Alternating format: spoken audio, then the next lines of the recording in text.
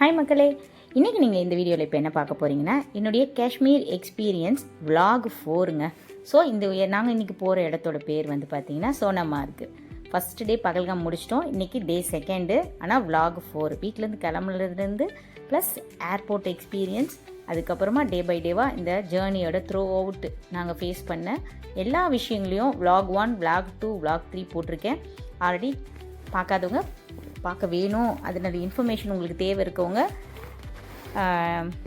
என்னுடைய வீடியோ செஷனில் போய் பார்த்தீங்கன்னா உங்களுக்கு அடுத்தடுத்து காஷ்மீரி vlogger லைனாக இருக்கும். ஸோ வேணுன்றவங்க அதை செக் பண்ணிக்கோங்க. இது வந்து சோனாமார்க் போயிட்டுருக்கோம். vlog வந்து 4. ஸோ நாங்கள் காலையிலே ரெஃப்ரெஷ் ஆகிட்டு பிரேக்ஃபாஸ்ட் முடிச்சுட்டு கிளம்பிட்டோம். ஆல்மோஸ்ட் ஒரு 10:30, 11 இருக்கும்போது இந்த ஆந்தி வேலை போயிட்டுருக்கும்போது சிந்து ரிவர் போயிட்டுருக்கு. அந்த சைடில் நம்ம ரோட்டில் போயிட்டுருக்கும்போது ரைட் சைடில் போயிட்டே இருக்கும் இந்த ரிவர் வந்து. ஸோ மாறி மாறி வந்துகிட்டே இருக்கும். அந்த அழகை ரசிச்சுக்கிட்டே அந்த வழியாக நம்ம போகும்போது பார்த்திங்கன்னா அவ்வளோ ரம்யமாக இருக்கும். சில்லுன்னு கிளைமேட்டு, பனிமலைகள், கீழே உருண்டு ஓடுற தண்ணி, அந்த இயற்கையோட அழகை வார்த்தைகளால் வர்ணிக்கவே முடியாதுங்க. அந்த அளவுக்கு ஒரு அழகு, அற்புதமான ஒரு அழகு தான்.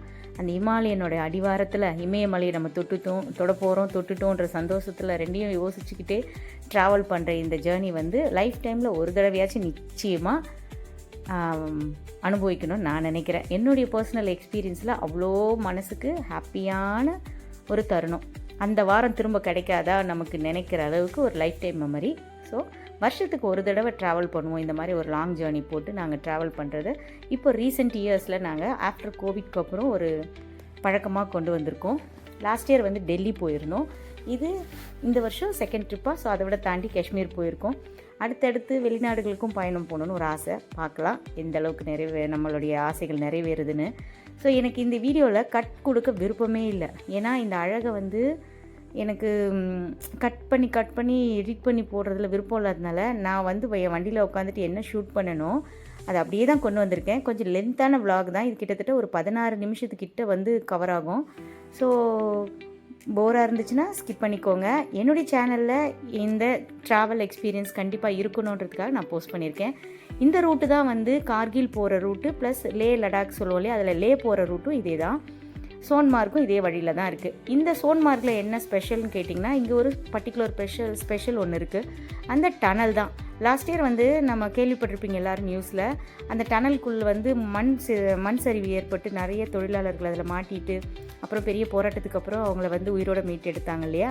அந்த டனலோட கன்ஸ்ட்ரக்ஷன் முடிஞ்சு அது வந்து நம்ம பல பயன்பாட்டுக்கு கொண்டு வந்த டனலுக்கு தான் நம்ம போகிறோம். இந்த சோனாமார்க்குன்னு சொன்னாலே அந்த டனல் தான் வந்து ஒரு பெரிய விசேஷம். ஸோ பார்த்துக்கோங்க, இங்கேருந்து 15 கிலோமீட்டரில் சோனாமார்க் இருக்குது. கார்கில் வந்து 135, லே வந்து என்ன கிலோமீட்டர் நீங்களே பார்த்துக்கோங்க. ஸோ அப்படியே இந்த இயற்கையோடு அந்த இமயமலை, அந்த பனி மலைகளை ரசிச்சுக்கிட்டே அந்த பயணம் வந்து சோன்மார்க் போகிறதே ஒரு அழகான அனுபவமாக இருந்துச்சு. ரோடெல்லாம் நல்லா விரிவுபடுத்தி அவ்வளோ அழகாக போட்டு வச்சுருக்காங்க. பயணமே ரொம்ப ஸ்மூத்தாக இருந்துச்சு. அந்த ட்ராவல்ன்றது அவ்வளோ நல்லா இருந்துச்சு. இது ஒரு விதமான அழகுங்க. ஒவ்வொரு ஊருக்குமே ஒவ்வொரு அழகு இருக்குது இல்லையா. நம்ம வந்து இந்த ஊருக்கான அழகை ரசிக்கிறதும் அவ்வளோ ரம்யமாக நல்லா இருந்துச்சு. நான் சொன்னேன் பார்த்தீங்களா அந்த டனல், வெல்கம் சோனாமார்க் டனல் இதுதாங்க. ஸோ பிஃபோர் செக்கிங் முடிச்சுட்டு அப்படியே ஜஸ்ட்டு எல்லா இடத்துலையும் அந்த ஆர்மி அவங்க இருக்காங்க. அவங்க வந்து எல்லா இடங்களையும் செக் பண்ணுறாங்க. போஸ்ட் செக், நம்ம ஊரில் செக் போஸ்ட் இருக்கு இல்லையா, அந்த மாதிரி தான். ஸோ நார்மல் செக்கிங் தான், ஒன்றும் ஹெவியாலாம் இல்லை. முடிச்சுட்டு அப்படியே வண்டியோட இதெல்லாம் விட்டுறாங்க. இது கிட்டத்தட்ட ஒரு 14 கிலோமீட்டர் வரும்னு நினைக்கிறேன் இந்த டனல். அப்படியே உள்ளே போயிட்டே இருந்துச்சு. நான் எக்ஸாக்டாக சொல்கிறேன்னான்னு தெரியல, சாரி தப்பாக சொல்லியிருந்தா செக் பண்ணிக்கோங்க. நல்லா இருந்துச்சுங்க. லைட்டெல்லாம் போட்டு செம்ம எக்ஸ்பீரியன்ஸாக இருந்துச்சு. என்னால் முடிஞ்ச அளவுக்கு நான் இதில் கவர் பண்ணி எடுத்திருக்கேன். அவ்வளோ நல்லாயிருக்கு. இந்த தான் சொல்கிறேன்ல, இந்த த்ரூ அவுட் ஜேர்னி உள்ள ஆக்சிஜன் லெவல்லாம் நல்லா கரெக்டாக ப்ராப்பராக மெயின்டைன் பண்ணி லேட்டஸ்ட் கன்ஸ்ட்ரக்ஷன்றதுனால ரொம்ப நல்லா பண்ணியிருந்தாங்க. இப்போ நம்ம டனல் விட்டு வெளியில் போகிறோம். இன்னும் ஒரு 3 கிலோமீட்டர்ஸ்க்குள்ளே நான் அந்த பனியில் போய் விளாட்றதுக்கான அந்த பிளேஸ்க்கு, அந்த சைட் சீயிங் பிளேஸ்க்கு போகிறோம். இப்போ டனலை விட்டு வெளியே வந்த உடனே இந்த டிசம்பர் மந்த்து, இந்த ஜான்வரிலலாம் வந்து இந்த அப்படியே இந்த டனல் விட்டு வெளியில் போனோன்னே நான் நிறைய ரீல்ஸில் பார்த்துருக்கேன். அப்படியே பனிமலையாக இருக்கும். இங்கேருந்தே இந்த ரோடோட சைரங்களை இப்படி பார்க்குறதே இந்த பச்சையாக, இப்போ காஞ்ச பச்சையாக தெரியுது பார்த்தீங்களா. இதெல்லாம் வந்து பனியாக காமிச்சிருக்காங்க நிறைய ரீல்ஸில். அந்த எக்ஸ்பெக்டேஷனோடு போனோன்னா நம்ம டிசம்பர், ஜான்வரி, பிப்ரவரி வரைக்கும் இருக்கும். ஸோ அதுக்கப்புறமா இங்கே வந்து கொஞ்சம் உள்ள மேல் மலைகளில் தான் இருக்குது. ரோட்டு ஓரங்கள்லாம் பனிப்பொழிவு கிடையாது. ஏன்னா இது வந்து அந்த ஏரியாலையும் கொஞ்சம் சம்மர் தான். ஆனால் குளிர் இருக்குங்க, செம்ம குளிர். நம்ம க்ளவுஸு ஸ்வெட்டர்லாம் கம்பல்சரி போட்டு தான் ஆகணும். ஜர்க்கின் இல்லாமல் அங்கே இருக்க முடியாது போல இருக்குது. அந்த லெவலில் தான் இருக்குது. குளிரை நல்லா என்ஜாய் பண்ணுறவங்களுக்கு இந்த ஏரியா சூப்பரான ஏரியாவாக இருக்கும். ஸோ அப்படியே கிட்டத்தட்ட போயாச்சு. இதுக்கப்புறம் பாருங்கள், இதிலே வந்து இந்த குதிரைக்காரவங்களாம் போகிறாங்க பார்த்தீங்களா, அந்த இடத்துல போன உடனே அப்படியே நீங்கள் லெஃப்ட் சைடு வந்து வண்டியை பார்க் பண்ணிவிட்டு குதிரைக்கு வந்து நம்ம ரேட் பேசி அதை நம்ம வந்து வாடகைக்கு எடுத்துக்கிட்டு போகிற மாதிரி தான் இருக்குது. பேஸ் 1 பேஸ் 2ன்னு சொல்கிறாங்க. அந்த இடத்துல போய் நம்ம பார்க்கணும். பாருங்கள், எல்லோரும் அவங்களுடைய வேலைக்காக போய்கிட்டு இருக்காங்க. நிறைய வண்டிகள் போய்ட்டு இருந்துச்சு. ஆயிரக்கணக்கில் குதிரைங்க. இதை வந்து நான் பகல்கம் வீடியோவில் கவர் பண்ணலை. என்னால் அந்த ஃபஸ்ட் டே எக்ஸைட்மெண்ட்டில் என்னால் கேமராவே எடுக்கலை. அங்கேயுமே ரொம்ப கூட்டம். அவங்க ஐட்னரி சொல்கிறது, நமக்கு பேரம் பேசுகிறதுன்னு அதுலேயே போயிடுச்சு. இந்த இடத்துக்கு கூப்பிட்டு போவோம் அப்படிங்க எக்ஸ்பிளைன் பண்ணுவோன்னு நமக்கு காஷ்மீரி தெரிய மாட்டேங்குது, அவங்களுக்கு தமிழ் தெரியாது இல்லையா ஆப்வியஸாக. ஸோ அந்த லாங்குவேஜ் எல்லாம் கிராஸ் பண்ணுறதுக்குள்ளேயே அந்த இதில் நான் எடுக்கலை. ஆனால் இன்றைக்கி சோனாமார்க்கில் நல்லாவே நிறைய விஷயங்கள் கவர் பண்ணியிருக்கேன். ஸோ இந்த ஏரியா இப்படி தான் இருக்கும். வந்து இறங்கினோடனே ஏப்ரல் மந்தில் நீங்கள் போகிறீங்கன்னா இந்த இடம் இப்படி தாங்க இருக்கும். மற்ற மாதங்களில் எப்படி இருக்குன்னு எனக்கு தெரியல. நிறைய ரீல்ஸில் அப்படியே பனியோடு அழகாக காட்டுறாங்க இல்லையா, அந்த மாதிரி போனோன்னா ஆல்மோஸ்ட் அங்கே வின்டர் சீசன் இருக்கும்போது நீங்கள் போகணும். இந்த வெதருக்கு இப்படி தான் இருந்துச்சு. ஆனால் நல்ல சில்னஸோடு செம்மையாச்சு. போய் இறங்கினோன்னே குதிரை ஏஜென்ட்டுக்கு வருவாங்க. எத்தனை பேர், பேஸ் 1 வரைக்கும் போகிறீங்களா, பேஸ் 2 போகிறீங்களா, ஸோ எல்லாமே நமக்கு பார்த்து பேசி ஒரு பார்கெயின் பண்ணி அப்படி இப்படின்னு பேசி முடிச்சுட்டு அந்த கம்பூட்ஸும் வந்து நமக்கு வந்து 100 ருபீஸுங்க ஒரு பர்சனுக்கு போயிட்டு வர்றதுக்கு ரெண்ட்டுக்கு எல்லாம் கொடுத்து குதிரைக்காரங்களை பிடிச்சி அவங்களே பார்த்து ஏற்றி விட்டுறாங்க. அதெல்லாம் நமக்கு ஒன்றும் ஒரி இல்லைங்க. எந்த லாங்குவேஜ் தெரிஞ்சாலும் தெரியலனாலும் ஒரு பிரச்சனையும் இல்லை. அங்கே நம்ம ஈஸியாக மேனேஜ் பண்ணிடலாம். ஏகப்பட்ட டூரிஸ்ட்டாக பார்த்து அவங்களுக்கும் நிறைய எக்ஸ்பீரியன்ஸ் இருக்குது. நமக்குமே ஈஸியாக தான் இருக்குது. காசு தான் வேணும், மற்றபடியெலாம் ஒன்றும் பிரச்சனை கிடையாது. அழகாக போயிடலாம். ஸோ ஃபஸ்ட்டு டே பகல்காம்லேயும் குதிரையில் போன எக்ஸ்பீரியன்ஸ் இருந்ததுனால இன்றைக்கி வந்து கேமராவை ஹேண்டில் பண்ணுறதுலாம் ரொம்பவே ஈஸியாகிடுச்சு. இப்போ ஒரு கேமராமேன் காமிச்சேன் பார்த்தீங்களா, அவர் ஆக்சுவலாக நம்ம வந்து அந்த மாதிரி கேமராமேன்கள் வந்து நிறைய அங்கே இருக்காங்க. அதாவது ரீல்ஸ் எடுத்து கொடுக்குறாங்க. இங்கே எப்படின்னா ஃபோட்டோஸ் எடுத்து கொடுக்காம நம்ம இன்ஸ்டாகிராமில் இப்போ ட்ரெண்டிங்காக இருக்குது பாருங்கள் ரீல்ஸு, அதெல்லாம் அவங்க கேமராவில் எடுத்து நமக்கு வந்து நம்ம ஃபோனில் மாற்றி கொடுத்துட்றாங்க அந்த காப்பியை. ஒரு ரீலுக்கு வந்து 200 சார்ஜ் பண்ணாங்க. ஸோ 250 சொன்னாங்க. 50 குறைச்சி பேசி ஒரு ரீலுக்கு இது நம்ம எத்தனை மெம்பருக்கு வேணாலும் ஒரு அவங்க கொடுக்குற இன்ஸ்ட்ரக்ஷன் நம்ம அப்படியே சொன்ன மாதிரி நடக்கிறது, உட்காருது, சிரிக்கிறதுன்னு செஞ்சோன்னா அப்படியே ஒரு நம்மளெல்லாம் ஒரு ஹீரோயின் ரேஞ்சில் ஃபீல் பண்ண வச்சு அப்படியே ரீல்ஸ் எடுத்து கொடுக்குறாங்க. செம்மையாக தான் இருந்துச்சு. ஸோ அந்த கிளிப்பும் இந்த வீடியோட சென்டரில் நான் உங்களுக்கு அட்டாச் பண்ணுறேன்.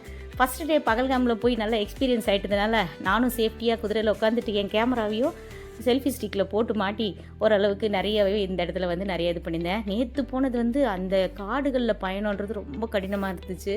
பகல்காமில் 21 ஏப்ரல், இது 22 ஏப்ரல் சோனாமார்க்கில் எடுத்த வீடியோ இது எல்லாமே.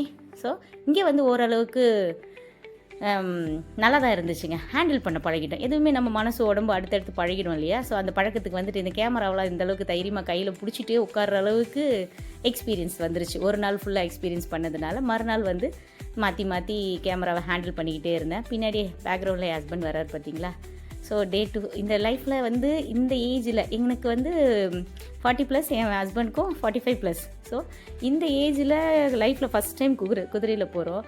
உண்மையாகவே செம்ம த்ரில் அண்டு ஹாப்பியஸ்ட்டு எக்ஸ்பீரியன்ஸாக தான் இருந்துச்சு.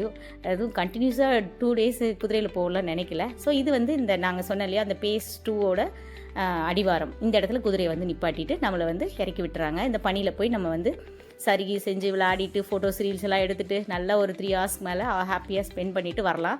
அந்த இடத்துக்கு போகிறதுக்கு மாதிரி ஒரு சின்ன பிரிட்ஜு, அதோட அடிவாரம் தான் சொன்ன பார்த்தீங்களா. ஆயிரக்கணக்கில் குதிரைகள் எல்லாமே ஸ்டாப் பண்ணிவிட்டு இங்கே நமக்கு நூடுல்ஸு, அந்த காவான்ற டீ எல்லாமே அவைலபிளாக இருக்குது. வேணுன்றவங்க நல்லா சாப்பிட்டுட்டு தெம்பாக போய் இந்த பனிப்பாறைகள் உறிஞ்சி வர அந்த ஆறு, அதாவது அந்த பனியெலாம் உருகி அப்படியே வந்துகிட்டே இருக்கும். சைடில் தண்ணி போயிட்டே இருக்கும், மேலே வந்து பனி இருக்கும். இங்கே ஏறும்போது தான் கொஞ்சம் வந்து மூச்சு வாங்குச்சு எனக்கு. ஏன்னா அங்கே நேற்று போகும்போது ஆல்மோஸ்ட் எல்லா இடத்துலையுமே போயிட்டு புல்வெளியில் போய் விளையாண்டோம். இந்த பனி சருகில் இந்த கம்பூட்ஸோட விழுந்து வருகி கீழே விழுந்து ஏறுற மாதிரி இருந்துச்சு. போனோமான்ற யோசனையோடையே தயங்கி தான் ஏறினோம். எங்கள் பாப்பா மட்டும்தான் இதில் பயங்கர ஹாப்பியாக என்ஜாய் பண்ணாங்க. எங்கள் பாப்பாவும் எங்கள் பையனும் தான் நல்லா என்ஜாய் பண்ணாங்க. சின்ன பிள்ளைங்களுக்கு இது பெஸ்ட் பிளேஸாக இருந்துச்சு. அப்புறம் இப்போ ஒரு இது காட்டுறேன் பாருங்கள்.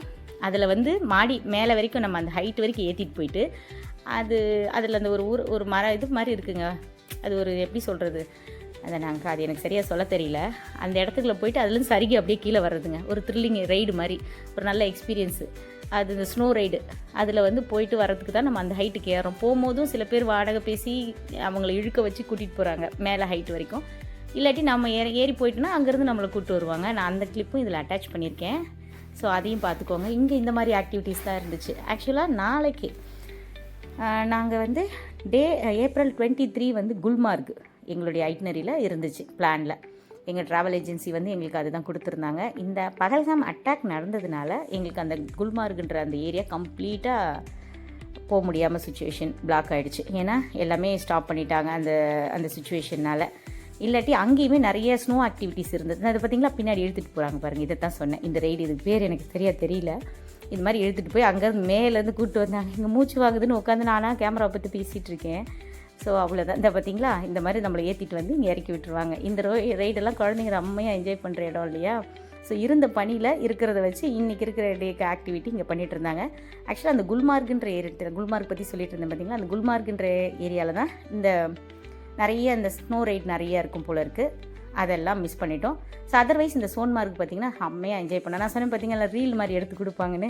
ஃபஸ்ட்டு நான் வந்து ஒரு ரீல் வந்து என்னுடைய ஐடியாலஜி சொல்லி ஒரு ரீல் வந்து ஷூட் பண்ணேன். அப்புறம் என் ஹஸ்பண்ட் வச்சு எடுத்தாங்க இல்லையா, அந்த கிளிப்பு தான் நான் இதை ஆட் பண்ணியிருக்கேன். ஸோ நம்மளை அப்படி வாக் பண்ணுங்கள், ஸ்டைலாக அப்படி திரும்புங்க, அந்த கிளாஸை கழட்டுங்க, அப்படியே வேடிக்கை பாருங்கள், அப்படியே கை நீட்டுங்க அப்படிலாம் சொல்கிறாரு அவர். நமக்கு லாங்குவேஜே தெரிலனாலும் இதெல்லாம் நமக்கு நல்லாவே புரியுது. அதெல்லாம் நம்ம அப்படியே செய்கிறப்போ நம்மளை அப்படியே ஒரு ஹீரோ மாதிரி ஃபீல் பண்ண வச்சு ஒரு அந்த மூமெண்ட்டை இன்னும் ஹாப்பியஸ்ட் மூமெண்ட்டாக சூப்பரான மூமெண்ட்டாக நமக்கு க்ரியேட் பண்ணி கொடுக்குறாங்க. சூப்பர் ஒர்த்தாக இருந்துச்சு. ஸோ பரவாயில்ல. ஃபஸ்ட்டு டே வந்து ஃபோட்டோஸ்க்கெலாம் நிறையா அவங்க வந்து கேட்ட மாதிரி இருந்துச்சு. இந்த ரீலுக்கு கொடுத்தது ஒர்த்தாக ஃபீல் பண்ண மாதிரி இருந்துச்சுங்க.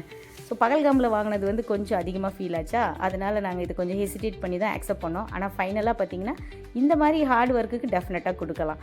ஸோ இதெல்லாமே அங்கே சுச்சுவேஷன்லாம் இருக்குது. ஸோ வேணுன்றவங்க அதுக்கேற்ற மாதிரி பார்த்து நீங்கள் நிதானத்தில் ஹையர் பண்ணிக்கோங்க. சடனாக நம்ம எந்த பிளானும் இல்லாமல் போகிறப்போ அங்கே நிறைய இந்த மாதிரி கன்ஃபியூஷன்ஸ்லாம் வருது.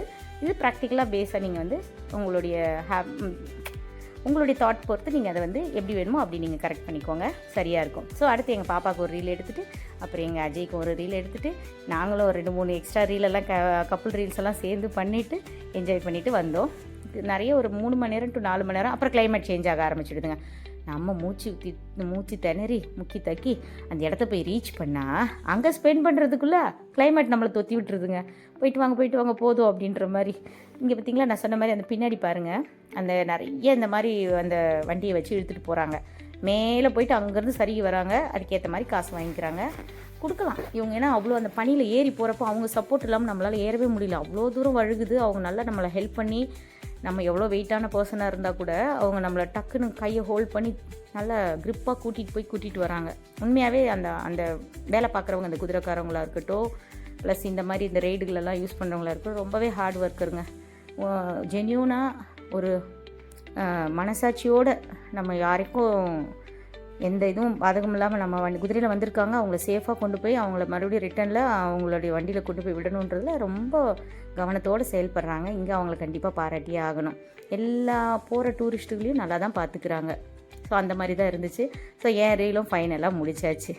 உட்காந்து ரசித்து அவர் சொல்கிறாரு இல்லையா, நம்மளுடைய வீடியோகிராஃபர், அதாவது கேமராமேன் சொல்கிறது அப்படியே ஃபாலோ பண்ணி அவர் சொல்கிறது அவர் பின்னாடி இன்ஸ்ட்ரக்ஷன் கொடுக்க நம்ம செஞ்சிகிட்டே இருந்தோம்னா அப்படியே நம்மளை ஒரு பெரிய ரெட்ரோ ஹீரோயின் ரேஞ்சுக்கு கொண்டு போயிடுறாருங்க. அவ்வளோதான். இந்த சுச்சுவேஷன் தான் இங்கே இருந்துச்சு. பார்த்தீங்களா எவ்வளோ பேர் போகிறாங்க பாருங்கள். பனி குளிருது, விரலெல்லாம் விரைச்சி போயிடுது. ஆனாலுமே இதெல்லாமே அங்கே நம்ம பண்ணிட்டு தான் இருக்கோம். அந்த அளவுக்கு ஒரு ஹாப்பினஸ், நம்ம பார்க்காத ஒரு விஷயம் இல்லையா இந்த பனின்றது. அதனால நமக்கு அவ்வளோ ஒரு போனாலே அந்த இடத்துக்கு நம்ம அடாப்ட் ஆகிடும். 2-3 தமிழ்காரவங்களையும் அந்த இடத்துல பார்க்க முடிஞ்சிச்சு. எல்லாருமே எல்லா ஆக்டிவிட்டியும் வச்சு ஹாப்பியாக அவங்கவுங்களுக்கு என்னென்ன வேணுமோ அந்த மாதிரி என்ஜாய் பண்ணிகிட்டு இருந்தாங்க. இந்த இடம் நல்லா க்ரௌடடாக இருந்துச்சு. ஓரளவுக்கு மேடும் பள்ளமாகவே இருந்தாலுமே கொஞ்சம் மலையோட அடிவாரத்துக்கு போனோன்னா சமதளமாக இருக்குது. அங்கேயுமே மேலே அந்த காவாட்டியும் நூடுல்ஸும் நல்லாவே கிடச்சிச்சு. ஒரு நூடுல்ஸ் 100 ரூபானும் காவாட்டி 50 ரூபானும் கொடுக்குறாங்க. வேணுன்றவங்க நம்ம அந்த குளிருக்கு ஏற்ற மாதிரி அடிக்கடி வாங்கி சாப்பிட்டுக்கலாம். ஸோ ஃபுட்டுன்றது நீங்கள் எதிர்பார்த்திங்கன்னா அது மட்டும்தான் இருக்குது. இந்த மாதிரி ஐட்டம் மட்டும் தான் நமக்கு கிடைக்கும். ஆனால் இங்கே கண்டிப்பாக இங்கேயுமே பாத்ரூம் வசதி கிடையாதுங்க. மறுபடியும் இந்த குதிரை வந்து ஏறணும் பார்த்திங்களா, இது வந்து வெறும் 3-4 கிலோமீட்டருக்குள்ளே தான் இருந்துச்சு. ரொம்ப லாங்கான ஜேர்னி கிடையாது. இந்த சோனாமார்க்கில் வந்து குதிரை பயணன்றது ரொம்ப நெடுநேர பயணம்லாம் கிடையாது, சின்னதாக தான் முடிஞ்சிருச்சு. அந்த பகல்காமில் போன அந்த குதிரை ரைடு தான் வந்து ரொம்ப தூரன்றதுனால வேறு மாதிரி இருந்துச்சு. அது காட்டுக்குள்ளே பயணம். இது வந்து பனிமலைகளுக்கான அடிவாரத்துக்கான பயணம் தான். ஸோ இந்த இடத்துல இப்படி தான் இருந்துச்சு சூழ்நிலை. இது வந்து என் பையனுக்கான ரீலோ அவர் சொல்ல இவர் எடுத்துகிட்டு இருந்தான். எல்லாத்தையுமே எனக்கு கட் கொடுக்காமல் அப்படியே அப்லோட் பண்ணணும்னு தோணுச்சா, அதனால் அப்லோட் பண்ணியிருந்தேன். ஸோ இப்போ பாத்ரூம் விஷயத்துக்கு வந்தால் பாத்ரூம் வந்து இங்கே சுத்தமாக கிடையாதுங்க. அதனால் அதெல்லாம் முடிச்சுட்டு கீழே வந்து அந்த குதிரை ரைடு இருக்குது பார்த்தீங்களா, அங்கே வந்தால் தான் நம்ம அது வரைக்கும் நம்ம வந்து இதெல்லாம் கொஞ்சம் அந்த இயற்கையோட வாழணுன்னா அந்த விஷயங்கள்லாம் கண்ட்ரோலில் வச்சுக்க வேண்டிய சூழ்நிலையில் இருக்கும். ஸோ இதெல்லாம் பார்த்துக்க வேண்டியதாக இருந்துச்சு. ஸோ ஃபைனலாக முடிச்சுட்டு அந்த இடத்துக்கு ஒரு பை சொல்லிவிட்டு அங்கே வந்து நாங்கள் ரிட்டன் வந்துட்டு ஒரு இடத்துல ஈவினிங் ஒரு 5:30 ஆகிடுச்சு. லஞ்ச் வந்து நூடுல்ஸ் சாப்பிட்றதுனால அகெயின் ரெஃப்ரெஷ் ஆகிறதுக்காக ஒரு சின்னதாக ஸ்நாக்ஸ் சாப்பிட்டுட்டு அங்கேருந்து கிளம்பி அன்றைக்கி டே சோனாமார்கை நல்லபடியாக முடிச்சுட்டு நாங்கள் திரும்பியாச்சு. வர வழியில் ஒரு இடத்துல நல்ல தண்ணி நீர்வீழ்ச்சி அப்படியே அடித்து கொட்டிகிட்டு இருந்துச்சு. பார்த்துட்டு அங்கேயே ஒரு ஃபோட்டோ ஷூட்டை எடுத்துகிட்டு ரிட்டன் பேக் டு வந்தாச்சுங்க. அடுத்த வீடியோ சிக்காரா ரைடு, டால் லேக்கில் ஸ்ரீநகரில் சிக்காரா ரைடு, அதுவும் பகல்காம் அட்டாக் அப்புறம் மறுநாள் எப்படி இருந்துச்சுன்னு அடுத்த வீடியோவில் உங்களுக்கு சொல்கிறேன். இன்னொரு நல்ல வீடியோவில் பார்க்கலாமா?